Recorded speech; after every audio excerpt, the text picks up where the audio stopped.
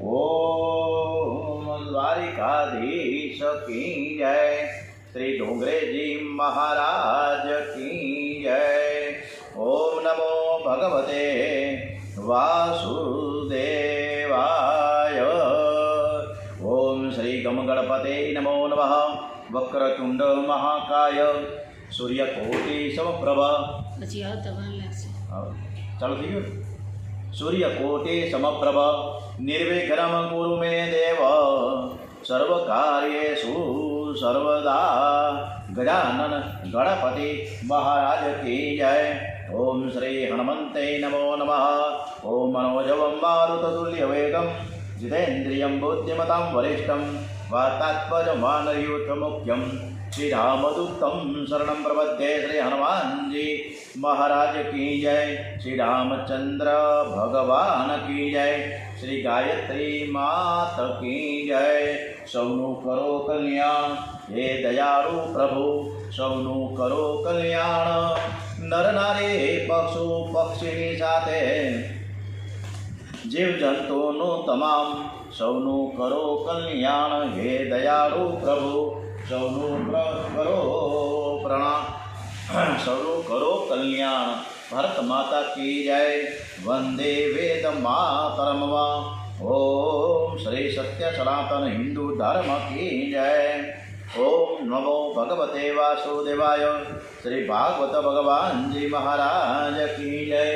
आज 5મી जुलाई 5મી ऑगस्ट है और पवित्र उत्तरदा एकादशी। आज मंगलवार है। આજની સરસ મજાની કથા રામજીની શ્રીમદ ભાગવત રસામૃત में 9મા સ્કંદમાં આપણે આ કથા ખૂબ સરસ રીતે ભગવાનને સંભળાવીએ છીએ। એવા ભાવ શ્રદ્ધા સાથે શ્રી કૃષ્ણ પરમાત્માના ચરણમાં વંદન સાથે ओम श्री परमात्मने नमो नमः। ओम हरिये नमो नमः। परमात्मा श्री कृष्णનું નામ સ્વરૂપ એ જ આ ભાગવત શાસ્ત્ર છે। ભગવાન શ્રી રામચંદ્રજીનું નામ સ્વરૂપ એ જ રામાયણ છે। પરમાત્માએ આ જગતમાં સ્વરૂપ છુપાવી રાખ્યું છે પણ પ્રભુએ જગતમાં પોતાનું નામ તો પ્રસિદ્ધ અને પ્રગટ રાખ્યું જ છે। પરમાત્માનું સ્વરૂપ દેખાતું નથી, પ્રભુનું નામ દેખાય છે। નામ સાથે જે પ્રીતિ કરે છે એનું જ પાપ છૂટે છે। રામાયણની સાથે પ્રીતિ કરો। રામાયણના 7 કાંડ છે એ માનવની ઉન્નતિના 7 પગથિયા। તુલસીદાસ મહારાજે એક કાંડને સોપાન એવું નામ આપ્યું છે।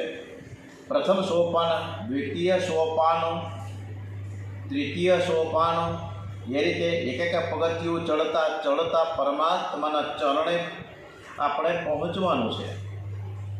રામાયણનો પહેલો કાંડ છે બાલકાંડ। તમે હૃદયથી બાળક જેવા બનો, તમારું જ્ઞાન વધે, પરમાત્મા તમને ખૂબ માન આપે, ધન આપે, પણ હૃદયથી બાળક જેવા બનો।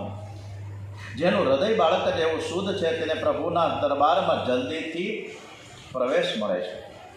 મન, વાણી અને ક્રિયા બાળકના એક જ હોય છે। બાળકના મનમાં જે હશે એ જ બોલશે, જેવું બોલશે એવું જ કરશે। બાળકને કપટ કરતા આવડે નહીં। બાળકનું મન શુદ્ધ હોય છે, બાળકને જોનારનું પણ મન શુદ્ધ થાય છે। મોટા મોટા સાધુઓ, મહાત્માઓ જ્ઞાનનું અભિમાન છોડી અજ્ઞાન બાળક જેવા થઈને ભક્તિ કરે છે। જ્ઞાન સારું છે, જ્ઞાનનું અભિમાન બહુ ખરાબ છે। જ્ઞાનનું અભિમાન છોડી સંતો અજ્ઞાન બાળક જેવા બને છે। બાલકાંડ આપણને બોધ આપે છે, છળ કપટ ન કરો, દંભ ના કરો, બાળકના જેવા બની જાઓ। જેનું મન છે એ બાળકના જેવું હોય, એનું તન છે ને અયોધ્યા જેવું બની જાય। બાલકાંડ પછી અયોધ્યા કાંડ આવે છે। જીવન થોડું છે, થોડા જીવનમાં યુદ્ધ ન કરો, અને જ્યાં યુદ્ધ છે ત્યાં ભગવાન બિરાજતા નથી। જ્યાં યુદ્ધ નથી તેને અયોધ્યા કહે છે। કલહ વિનાની કાયા એ જ અયોધ્યા છે। અયોધ્યા શુદ્ધ પ્રેમ ભૂમિ છે। તમારા મનને અયોધ્યા બનાવો, તમારા ઘરને અયોધ્યા બનાવો। ટૂંકા જીવનમાં વેર ના કરો। મનથી એવો નિશ્ચય કરો, આ જગતમાં મારો કોઈ શત્રુ નથી। કોઈએ મારું જીવન જરાય પણ બગાડતા નથી ને બગાડ્યું પણ નથી. કોઈએ પણ મને જરાય દુઃખ આપ્યું નથી. કોઈ કોઈને સુખ આપી શકે નહીં અને કોઈ કોઈને દુઃખ આપી શકે નહીં. કરેલા કર્મના ફળ બધાએ ભોગવવાના જ હોય છે. મને દુઃખ આપનાર મારું પાપ છે. જગતમાં એક જીવને માટે પણ જે કુભાવ રાખે છે એનું મન અશાંત રહે છે. પાપીનો તિરસ્કાર ન કરો, પાપનો તિરસ્કાર કરો. પાપ કરનાર પાપી જીવ દયાપાત્ર છે. એની કંઈ ભૂલ થઈ છે, એને કુસંગ થયો છે. અયોધ્યા કાંડ બોધ આપે છે કે તમે વેર ના કરો. અયોધ્યા કાંડ પછી આવે છે અરણ્ય કાંડ. થોડા દિવસ પણ વનમાં રહીને ભક્તિ કરશો તો વાસનાનો વિનાશ કરી શકશો. ઘરમાં રહીને વાસનાનો વિનાશ કરવો એ અશક્ય જેવું છે. ગ્રસ્તનું ઘર છે એ ભોગ ભૂમિ છે. ગ્રસ્તના ઘરમાં કામના પરમાણુઓ ફરે છે અને તે મનને બગાડે છે. 12 મહિનામાં વધારે નહીં તો 1-2 મહિના ઘર છોડીને તીર્થમાં રહો. સાદું ભોજન કરીને ભક્તિ કરો. સરકાર પણ રજા તો આપે જ છે ને, પણ રજા મળ્યા પછી કેટલાકની દાનત વધારે બગડી જાય છે. કેટલાક તો એવું સમજે કે રજા હોય એટલે ખૂબ ખાવાનું, ખૂબ આરામ કરવાનો, બહુ ખાઈને બહુ આરામ કરે એ કુંભકર્ણનો ભાઈ કહેવાય. તમને જ્યારે રજા મળે ને ત્યારે ગંગા કિનારે, નર્મદાના કિનારે કોઈ સાત્વિક ભૂમિમાં જઈને પરમાત્માના નામનો ખૂબ જપ કરો. વિષ્ણુ સહસ્ત્રના નામનો પાઠ કરો. એક વિષ્ણુ યાગ કરવો હોય તો 10,000 ખર્ચ. આ તો વર્ષો પહેલાંની વાત છે. 10,000 અત્યારે તો 3 લાખ ઉપર ખર્ચ થાય. કોઈ ગરીબ વૈષ્ણવ નર્મદાના કિનારે બેસીને શાંતિથી વિષ્ણુ સહસ્ત્રના 1200 પાઠ કરે, એકાદ બ્રાહ્મણને જમાડે તો તેને વિષ્ણુ યાગ કર્યાનું ફળ મળે છે.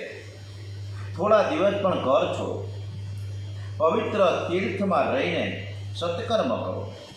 કેટલાક તીર્થમાં જાય છે પણ ત્યાં પણ એ છાપા મંગાવે. અરે છાપું જ આપણે વાંચવું છે તો ઘરમાં રહી જાઓ, ક્યાંય જવાની જરૂર જ નથી. તો તીર્થમાં ભગવાનને માટે જવાનું છે. આખો દિવસ ભક્તિ કરવાની છે. ભક્તિ કરતાં થાક લાગે તો તમે સૂઈ જાઓ, પણ બીજું કોઈ કામ કરશો નહીં. એવી નિષ્ઠા રાખો કે આ સમય ભગવાનને માટે રાખ્યો છે.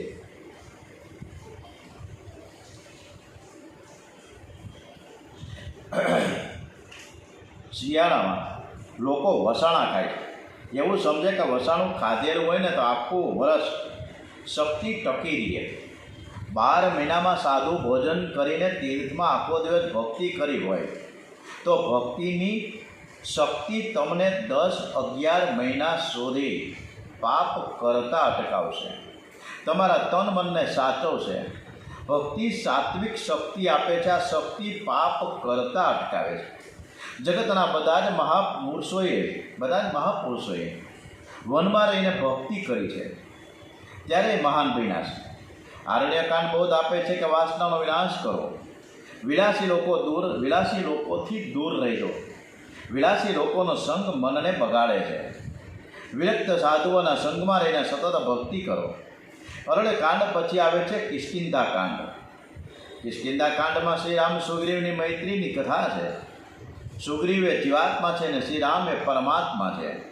પરમાત્માની સાથે મૈત્રી કરો, જગતની સાથે વેર ન કરો, પણ કોઈ માનવની સાથે વધારે પ્રેમ પણ ન કરીએ. વેર કરવાથી મન બગડે છે. કોઈ માનવની સાથે વધારે પ્રેમ કરવાથી મન બગડે છે. પ્રેમ કરવા લાયક એક પરમાત્મા છે. પરમાત્મા જીવાત્માનો એક સાચો મિત્ર છે. સુગ્રીવને જ્યારે હનુમાનજીનું બળ મળે ને ત્યારે શ્રી રામ સાથે મૈત્રી કરી શકે છે.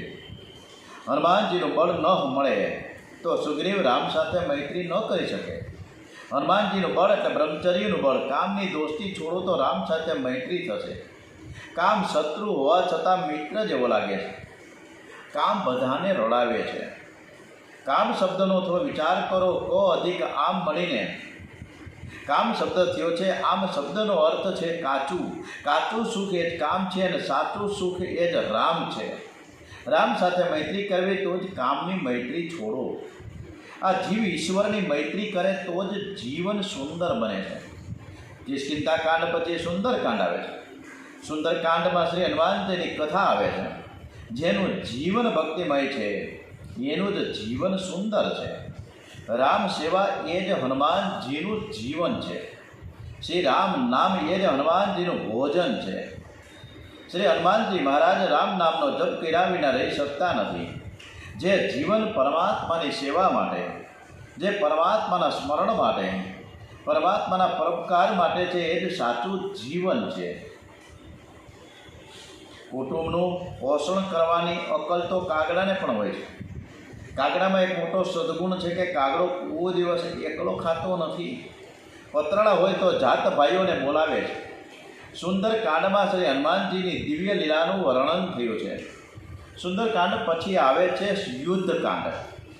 યુદ્ધકાંડમાં રાક્ષસોનો વિનાશ કર્યો છે. જે રડાવે છે તેને રાક્ષસ કહેવામાં આવે. કામ રાક્ષસ, લોભ રાક્ષસ, ક્રોધ રાક્ષસ, આ બધા રાક્ષસો છે. પરમાત્માની સાથે મૈત્રી જે કરે છે, જે પ્રેમ કરે છે, તે રાક્ષસોને મારી શકે છે. કેટલાક લોકો એવું સમજે છે કે કામ, ક્રોધ આ વિકારો મનમાં છે. આ વિકારો મનમાંથી ગયા પછી હું ભક્તિ કરીશ. આ ભૂલ છે. છેલ્લા શ્વાસ સુધી વિકારો તો રહે જ છે. ભક્તિ કરશો તો ધીરે ધીરે વિકારો ઓછા થતા જશે. ભક્તિમાં એવી શક્તિ છે કે વિકારોનો વિનાશ કરે છે. યુદ્ધકાંડ પછી આવે છે ઉત્તરકાંડ. જે કામ, ક્રોધ ઇત્યાદિ રાક્ષસોને મારે છે તેનું ઉત્તર જીવન મંગલમય હોય છે. તુલસીદાસજી મહારાજનો ઉત્તરકાંડ અતિ મધુર છે. સર્વશાસ્ત્રનો સાર એમાં સારી રીતે ભરી દીધો છે. ઉત્તરકાંડમાં કાકભૂષણજીજી અને ગરુડજી મહારાજની કથા આવે છે. જ્ઞાન અને ભક્તિનો સમન્વય આ કાંડમાં છે. આમ રામાયણના સાતેય કાંડનો થોડો ભાવાર્થ સમજાવ્યો છે. રામાયણ અતિ દિવ્ય ગ્રંથ છે. જે ઘરમાં રામાયણનો પાઠ થતો હોય તે ઘરમાં ઝઘડો ન થાય. મોટો ભાઈ રામાયણનો પાઠ કરે છે, નાનો ભાઈ પણ રામાયણનો પાઠ કરે છે. રામાયણનો દિવ્ય ઇતિહાસ છે. રાજદ્વારી ઇતિહાસ વાંચવાથી રાગદ્વેષ વધે છે. રાજદ્વારી ઇતિહાસમાં દેશને માટે જે મરે છે એનું વખાણ કરવામાં આવે છે. દેશને માટે મરે તે દેશની સેવા કરે તે ઠીક છે, પણ દેશને માટે જે સારું જીવન ગાળે છે તે ઉત્તમ સેવા છે. સારું જીવન ગાળે એ ઉત્તમમાં ઉત્તમ સેવા કહી શકાય. કેવી રીતે જીવન ગાળવું એ રામાયણ બતાવે છે. ભાઈ કેવો હોવો જોઈએ એ રામાયણ બતાવે છે. દીકરો કેવો હોવો જોઈએ એ રામાયણ બતાવે છે. રામાયણમાં પ્રત્યેક પાત્ર અવલૌકિક છે, અદ્વિતીય છે. રામ જેવો દીકરો કોઈ થયો નથી અને દશરથ રાજા જેવો કોઈ પિતા નથી થયો. દશરથ મહારાજ જીવા ત્યાં સુધી શ્રી રામ દર્શન કરીને જીવા છે. રામજી વનમાં પધાર્યા પછી જીવી ન શક્યા. છેલ્લા શ્વાસ સુધી શ્રી રામ, શ્રી રામ, શ્રી રામ, શ્રી રામ, શ્રી રામ, શ્રી રામ રટણ કરે છે. રામજીનો સરળ સ્વભાવ, રામજીના સદગુણો દશરથ મહારાજને યાદ આવ્યા છે. મેં એને કહ્યું હતું કે રાજ્યાભિષેક કરીશ, પણ મેં એને વનમાં મોકલ્યું. મારા રામને જરાય ખોટું ન લાગ્યું. મને પગે લાગ્યો ને કહ્યું કે પિતાજી ધીરજ રાખો. આપ તો ધર્મ ધુરંધર છો. વિપત્તિના સમયે મહાપુરુષો પ્રાણનો પણ ભોગ આપીને ધર્મનું પાલન કરે છે. પિતાજી આપના આશીર્વાદથી વનમાં મારું કલ્યાણ થશે. દશરથ મહારાજને મૃત્યુ પથારી ઉપર બધું જ યાદ આવે છે.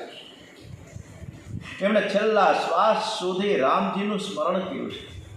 દશરથ મહારાજ કૌશલ્યાજીને વારંવાર કહે છે, મારો રામ જ્યાં હોય ત્યાં તમે મને લઈ જાઓ. મેં રામને બરાબર જોયા પણ નથી. મારા રામને જોવો છે, મારે એના દર્શન કરવા છે. તું મને મારો રામ બતાવો. છેલ્લા શ્વાસ સુધી શ્રી રામ, શ્રી રામ, શ્રી રામ, શ્રી રામ, શ્રી રામ, શ્રી રામ, શ્રી રામના જપ કરતા કરતા રાજાએ પ્રાણ છોડ્યા. રામ જેવો દીકરો થયો નથી ને દશરથ જેવા પિતા થયા નથી. કૌશલ્યા જેવી કોઈ માત નથી થઈ. અને કઈ આંખમાં તો ભલે વિષમતા હશે, કૌશલ્યાજીને માટે તો ચારેય બાળકો સરખા છે. ભરત શત્રુઘ્નજી જેવો કોઈ ભાઈ નથી થયો. જગત જનની શ્રી જાનકીજી સમાન કોઈ મહાન પતિવ્રતા સ્ત્રી થઈ નથી. હનુમાનજી જેવો કોઈ બળવાન સેવક નથી થયો. વશિષ્ઠજી જેવો કોઈ સદગુરુ થયો નથી. રામાયણનું પ્રત્યેક પાત્ર અલૌકિક છે. તમે રામાયણને પાઠ કરો, રામાયણ હનુમાનજીને સંભળાવો, તમારું પાપ બળશે, તમારું મન શુદ્ધ રહેશે. રાક્ષસો પણ રામાયણનો પાઠ કરે છે. એમને રામચરિત્ર બહુ જ ગમે છે. રાક્ષસોને પણ રામ વહાલા લાગે છે. ઘરના લોકો વખાણ કરે કે મિત્રનું વખાણ કરે તે ઠીક છે, પણ શત્રુ જેના વખાણ કરે તે વખાણ સાચા. રામજીના વખાણ રાક્ષસો પણ કરે છે. રાવણ પણ રામજીના વખાણ કરતો હતો. રામાયણમાં એક કથા છે કે લક્ષ્મણ ઇન્દ્રજીતનું ભયંકર યુદ્ધ થયું. લક્ષ્મણ ઇન્દ્રજીતનો હાથ કાપે અને પછી ઇન્દ્રજીતનું માથું કાપે. ઇન્દ્રજીતનો હાથ એના આંગણામાં પડે છે. ઇન્દ્રજીતની ધર્મપત્ની સુલોચન અતિ સુંદર છે, મહાન પતિવ્રતા છે. પતિદેવનો હાથ જોતા એની આંખમાંથી આંસુ આવ્યા છે. એના હાથ જોડીને કહ્યું છે કે મેં કોઈ પણ પુરુષનું સ્મરણ ન કર્યું હોય, મેં બરાબર પતિવ્રતા ધર્મ પાળ્યો હોય તો આ હાથ મને એવી રીતે લખી બતાવે કે શું થયું છે, યુદ્ધમાં શું થયું છે, કુરુક્ષેત્રના મેદાનમાં લંકાના આ જે યુદ્ધ મેદાનમાં છે એ શું થયું એ હાથ લખીને બતાવે. લક્ષ્મણજીની સાથે યુદ્ધ કરતાં મારું મરણ થયું છે અને હું તારી રાહ જોઉં છું, તું જલ્દીથી આવો. આવી રીતના હાથ લખીને બતાવે છે. સુલોચના વાંચે છે, નિશ્ચય કરે છે કે મારા પતિદેવ મને બોલાવે છે. આ જગતમાં મારે રહેવું નથી. સતી ધર્મથી હું અગ્નિમાં પ્રવેશ કરીશ. સુલોચના રાવણને વંદન કરવા માટે આવે છે. પુત્ર વિયોગમાં રાવણ શોક મગ્ન છે. મહાન વીર એવા પુત્રનું મૃત્યુ થતાં એને બહુ દુઃખ થયું છે. પુત્ર વધુને જોતા એની આંખમાંથી આંસુ આવ્યા. સુલોચના સતી ધર્મથી અગ્નિમાં પ્રવેશ કરવા તૈયાર થયા છે. ત્યારે રાવણ એને કહે છે કે સુલોચના કહે છે કે મને આજ્ઞા આપો. ત્યારે રાવણ રડતા બોલે છે કે બેટા, તે જે નિશ્ચય કર્યો છે તે યોગ્ય છે, પણ મારી એક ઈચ્છા છે કે અગ્નિમાં પ્રવેશ કરતા પહેલાં એકવાર તો શ્રી રામ દર્શન કરી આવો. રામ દર્શનથી દુર્ગાબેન તમારો માઇક્રોફોન બંધ કરજો. મારી એક ઈચ્છા છે કે અગ્નિમાં પ્રવેશ કરતા પહેલાં એકવાર તો શ્રી રામ દર્શન કર. રામ દર્શનથી જીવન મરણ મંગલમય થાય છે. આ કોણ બોલી રહ્યું છે? આ શબ્દો સુલોચનાને કોણ કહી રહ્યો છે? આ રાવણ બોલે છે. અને ક્યારે? કે જ્યારે એનો જુવાન દીકરો મળ્યો છે ને ત્યારે બોલી રહ્યો છે. સુલોચનાએ રડતા કહ્યું કે હું અતિ સુંદર છું. તમે મને શત્રુને ઘેર મોકલો છો, ત્યાં ગયા પછી કંઈ અનર્થ થઈ જશે તો? કોઈ દિવસ અનર્થ નહીં થાય. રાવણ જવાબ આપે છે. રાવણને રામજીને માટે કેટલો બધો વિશ્વાસ છે. અતિ સુંદર પુત્ર વધુને રામજીની પાસે જવાનું કહેતા તે કહે છે કે શ્રી રામ તને માતા સમાન ગણીને માન આપશે. જ્યાં જીતેન્દ્રિય લક્ષ્મણજીના મંત્રી છે, લક્ષ્મણજીથી મંત્રી છે, જ્યાં બાલ બ્રહ્મચારી શ્રી હનુમાનજી મહારાજ બિરાજમાન છે, એ રામ દરબારમાં તને અન્યાય નહીં થાય. રામજીના દરબારમાં અન્યાય થયો જ નથી. રાવણ રામ દરબારમાંના એકનું નામ લઈને બધાના વખાણ કરે છે. સુલોચના રામજી પાસે જાય છે, રામચંદ્રજીને બહુ માન આપે છે. શ્રી રામ તેના વખાણ કરે છે. આ મહાન પતિવ્રતા છે. રામચંદ્રજી એવું બોલ્યા છે કે આ ઇન્દ્રજીત અને લક્ષ્મણનું યુદ્ધ ન હતું, આ તો બે પતિવ્રતા સ્ત્રીઓ વચ્ચેનું એક યુદ્ધ હતું. લક્ષ્મણના ધર્મપત્ની ઉર્મિલા અયોધ્યામાં પતિવ્રતા ધર્મ બરાબર પાલન કરે છે અને સુલોચના મહાન પતિવ્રતા છે. સુગ્રીવે શંકા કરી કે તમે જેમના વખાણ કરો છો કે મહાન પતિવ્રતા છે, તો એમના પતિનું મરણ કેમ થયું? પત્નીના પુણ્યથી પત્નીનું આયુષ્ય વધે છે. પત્નીના પુણ્યથી પતિ સુખી થાય છે. પતિના ભાગ્યથી ઘરમાં લક્ષ્મી આવે છે. ઇન્દ્રજીતનું મૃત્યુ કેમ થયું? પ્રભુએ કહ્યું કે સુલોચનાના પતિને કાળ પણ મારી ન શકે, પણ આ તો ઉર્મિલા અને સુલોચનાનું યુદ્ધ હતું. ઉર્મિલાનું જોર વધ્યું ને સુલોચનાનું જોર ઓછું થયું. અને એનું એક જ કારણ છે કે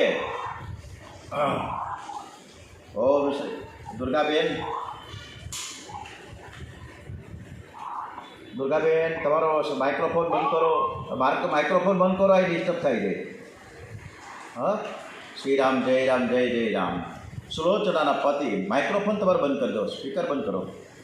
સુલોચનાના પતિ પર સ્ત્રીમાં કામભાવ રાખનાર રાવણના પક્ષમાં હતા અને ઉર્મિલાના પતિ લક્ષ્મણ પર સ્ત્રીમાં માતૃભાવ રાખનારના પક્ષમાં રહ્યા અને તેથી ઉર્મિલાની જીત થઈ છે અને સુલોચનાની હાર થઈ છે. ઇન્દ્રજીતનું મસ્તક સુલોચનાને આપ્યું. પતિદેવનું મસ્તક જ અને સુલોચના રડવા લાગી. ત્યાં રામચંદ્રજી વ્યાકુળ થયા છે. સુલોચનાને કહ્યું કે બેટા, તું રડે છે, મને બહુ દુઃખ થાય છે. તું રડીશ નહીં, તું મારી દીકરી છો. તું કહે તો હું તારા પતિને જીવતો કરું અને તને 1000 વર્ષનું આયુષ્ય આપું. તમે સુખેથી લંકામાં રાજ કરો, હું અહીંથી પાછો વયો જાઉં. તું રડે તે મારાથી સહન થતું નથી. સુલોચનાએ આશ્ચર્ય થયું કે લોકો રામજીના વખાણ બહુ જ ઓછા કરે છે. સુલોચનાએ હાથ જોડીને કહ્યું કે તમે એમને જીવતા કરો અને કદાચ એ મને ઠપકો આપે તો.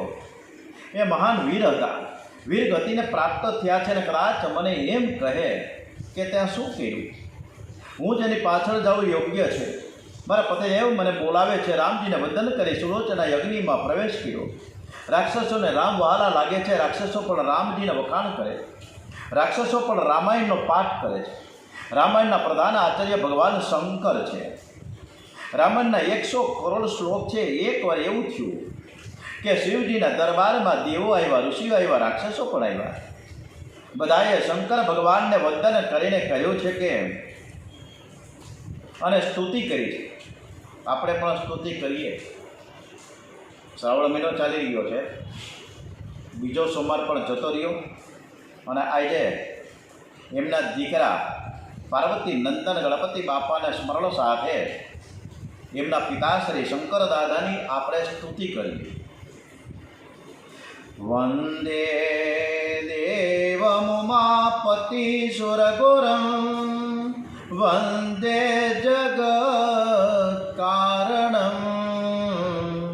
વંદે પન્નગભૂષણમ મૃગધરમ વંદે પશૂનાં પતિં વંદે સૂર્યશશાંક વહિનયનં વંદે મુકુન્દ પ્રિયં વંદે ભક્તજનાશ્રયં ચ વરદં વંદે શિવાં શંકરં.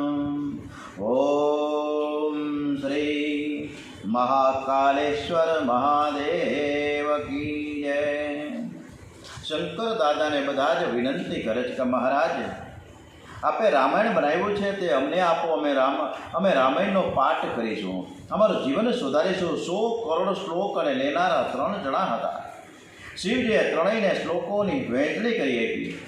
એકના ભાગમાં 33 કરોડ 33 લાખ 33,333 શ્લોક આવ્યા. સરવાળે થયો 99 કરોડ 99 લાખ 99,999. 100 કરોડ શ્લોકમાંથી એક શ્લોક હોય તો ત્યારે આ ત્રણેય જણા ફરીથી ઝઘડો કરવા લાગ્યા. એક શ્લોક મને આપી દો, એ શ્લોક અમને આપી દો. શંકર દાદાને ઝઘડો જરાય ગમતો નથી. શિવ અતિ શાંત છે એવું ભાગવતમાં વર્ણન આવે છે. અતિ શાંતિ એ જે શિવ સ્વરૂપ છે. શિવ શાંતિ રાખે તે શું આશ્ચર્ય છે. શિવજીના દરબારમાં જે આવે તે પશુ પક્ષીઓ પર વેર ભૂલી જઈને શાંતિથી બેસે છે. શિવજીનો દરબાર દિવ્ય છે. શિવજીના દરબારમાં ગણપતિ મહારાજ બિરાજેલા છે. ગણપતિ મહારાજનું વાહન છે ઉંદર અને શિવજીના ગળામાં છે સર્પ. ઉંદર અને સર્પ આ બેનું જન્મસિદ્ધ વેર છે. ઉંદર દેખાય કે સર્પ દોડતો જશે ને તેને મારી નાખશે, પણ ભગવાન શંકરના દરબારમાં આવ્યા પછી સર્પ પણ વેરને ભૂલી જાય છે. એ હિંસા નથી કરતો, એ ઉંદરની સાથે પ્રેમથી રમે છે. માતા પાર્વતીજીનું વાહન છે સિંહ. આદ્ય શક્તિ જગદંબા સિંહ વાહિની છે. દેવી ભાગવતમાં માતાજીની સિદ્ધ પીઠોની કથા આવે છે. ભારતમાં 51 શક્તિપીઠો છે. કાશીમાં વિલાક્ષી, કોચીનમાં કામાક્ષી, મથુરામાં મીનાક્ષી, વૃંદાવનમાં કાત્યાયની. માતાજીની સિદ્ધ પીઠોમાં સિંહની સ્થાપના હોય છે. આદ્ય શક્તિ જગદંબાને સિંહ બહુ ગમે છે.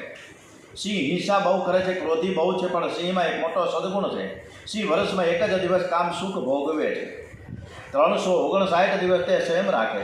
સિંહ સંયમની મૂર્તિઓ વાતી અને તે બહુ જ ગમે છે. આદ્ય શક્તિ જગદંબા સિંહ ઉપર બેસે છે. માતાજીનું વાહન છે સિંહ અને ભગવાન શંકરનું વાહન છે નંદી. સિંહ અને બળદનું જન્મસિદ્ધ વેર છે. શિવજીના દરબારમાં આવ્યા પછી સિંહ વેરને ભૂલી જાય છે. ભગવાન નારાયણના દરબારમાં બધા જ શત્રુઓ ભેગા થયા છે. આદિ નારાયણ પરમાત્માનું વાહન છે ગરુડ અને ભગવાનની સૈયા છે શેષ. ગરુડ અને સર્પનો જન્મસિદ્ધ વેર છે. પુરાણમાં કથા આવે છે ગરુડજીને અને ગરુડજીની માતાને સર્પોએ બહુ ત્રાસ આપ્યો હતો, પણ નારાયણની સન્મુખ આવ્યા પછી તે વેરને ભૂલી જાય છે. પણ આ માનવ કેવો છે જાણો છો? કેટલાક તો મંદિરમાં જઈને પણ પક્ષો ઊભા કરે છે. મંદિરમાં બધાને પ્રેમથી જુઓ, મંદિરમાં જઈને વેરઝેર ના કરો. રામાયણના એક શ્લોક માટે 3 જણ ઝઘડવા લાગ્યા છે. ત્યારે શંકર દાદાએ કહ્યું કે ઝઘડો ન કરો, એક શ્લોક છે, હું 3ને કેવી રીતે આપી શકું? હવે આ શ્લોકના અક્ષર તમને વહેંચી આપું. શ્લોકના અક્ષર હતા 32, એના ભાગમાં 10 અક્ષર આવ્યા.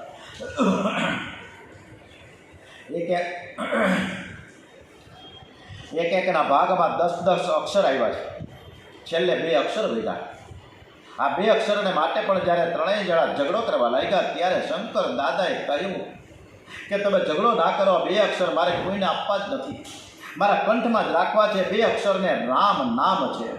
સર્વ વેદોનો સાર તે રામ નામ અતિ મધુર છે, અતિ શ્રેષ્ઠ છે. રામ નામનો મહિમા બહુ વર્ણવ્યો છે. મધુરમાં મધુર છે ને મંગલમાં મંગલ, પરમ પવિત્ર છે હરિ નામ કેવલ. બ્રહ્માથી માંડી સહુ માયામય છે, ફક્ત એક સત્ય મતાએ બંધુ. જે શીખો વાળ લેવા હરિ નામ કેવલ, ન વિશ્વાસ ક્યારે ખૂટે શ્વાસ માટે. બચપણથી લેવું હરિ નામ કેવલ, કરે પ્રેમ ભક્તો ભજન ધૂન કીર્તન. મધુરમાં મધુર છે ને મંગલમાં મંગલ.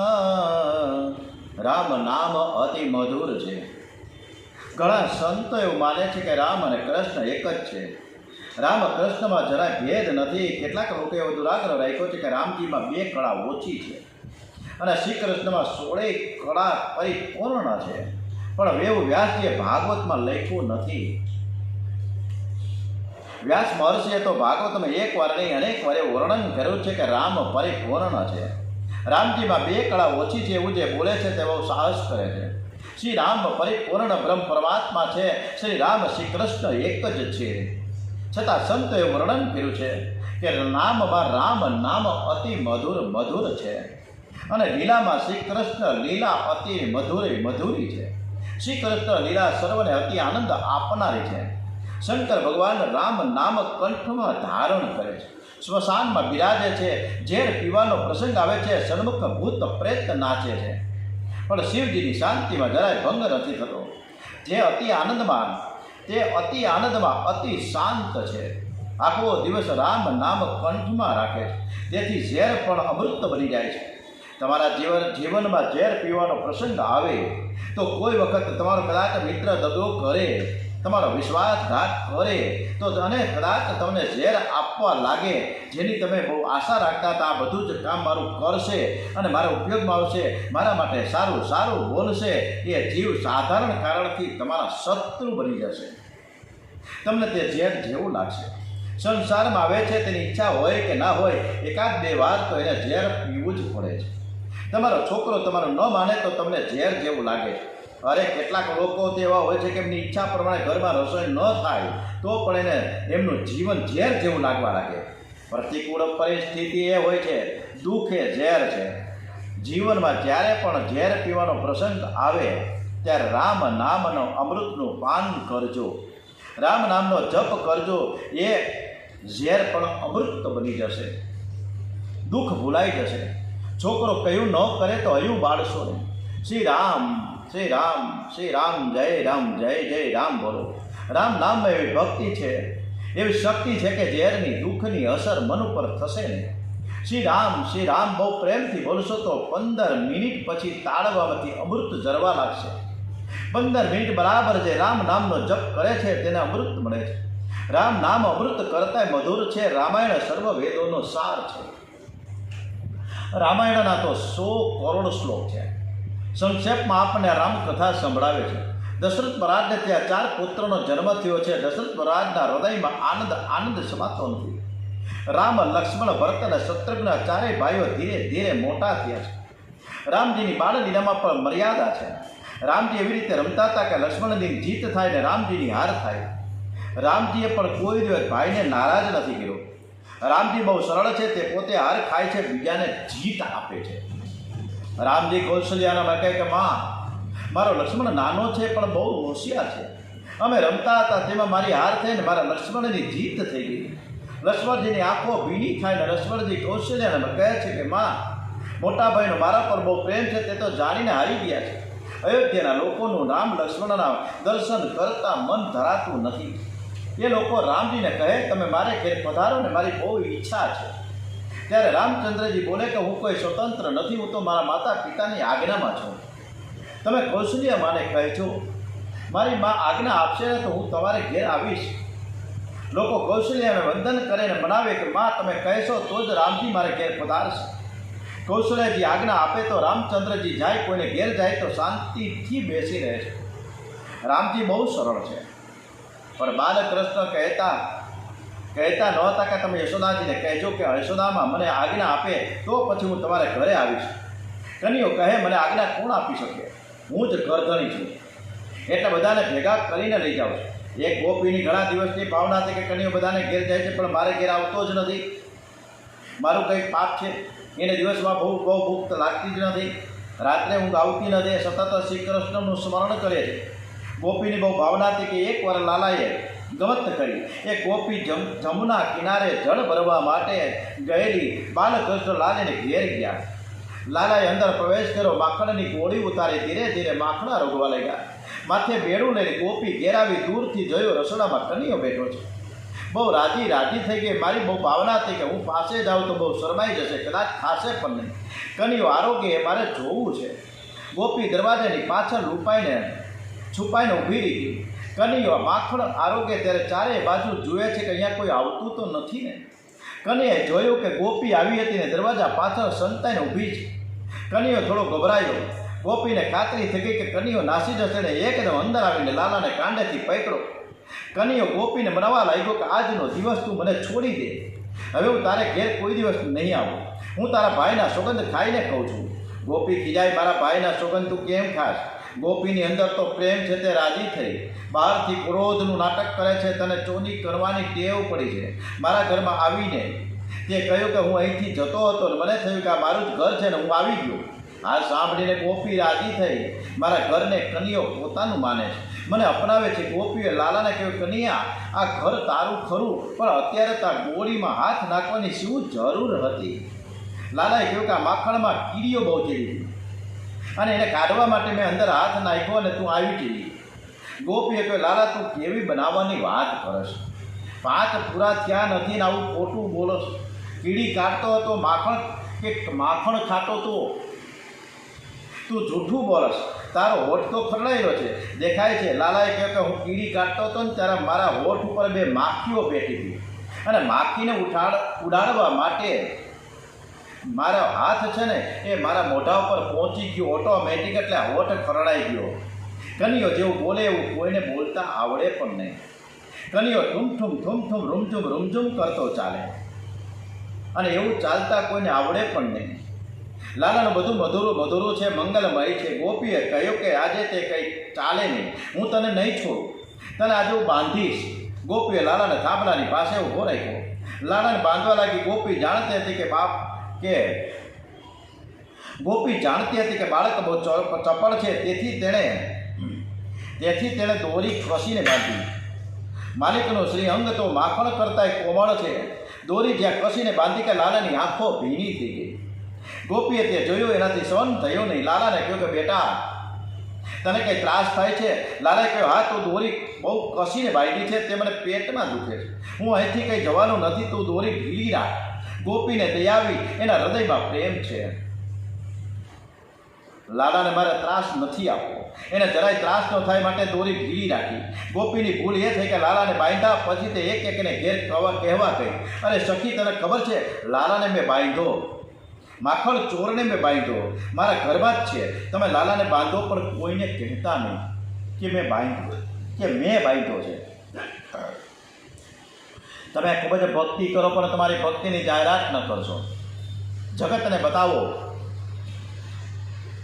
જગતને બતાવો કે હું સંસારમાં ફસાયેલો સાધારણ જીવ છું. બહારથી જગત સાથે પ્રેમ કરો, અંદરથી શ્રી કૃષ્ણ સાથે પ્રેમ કરો. અનેક વાર જીવ અંદરથી પૈસા સાથે પ્રેમ કરે છે, કામ સુખ સાથે પ્રેમ કરે છે, બહારથી તે ભગવાન સાથે પ્રેમ કરે છે. ઓમ શ્રી કૃષ્ણ કનૈયાલાલ કી જય. ઓમ નમો ભગવતે વાસુદેવાય. દ્વારિકાધીશ કી જય. ઓમ શ્રી ભાગવત ભગવાન મહારાજ કી જય. શ્રી ડોંગરેજી મહારાજ કી જય. શ્રી બાંકે બિહારી મહારાજ કી જય. શ્રી ગણપતિ મહારાજ કી જય. શ્રી હનુમાનજી મહારાજ કી જય. શ્રી રામચંદ્ર ભગવાન કી જય. ઓમ શ્રી ગાયત્રી માતા કી જય. ઓમ શ્રી ભારત માતા કી જય.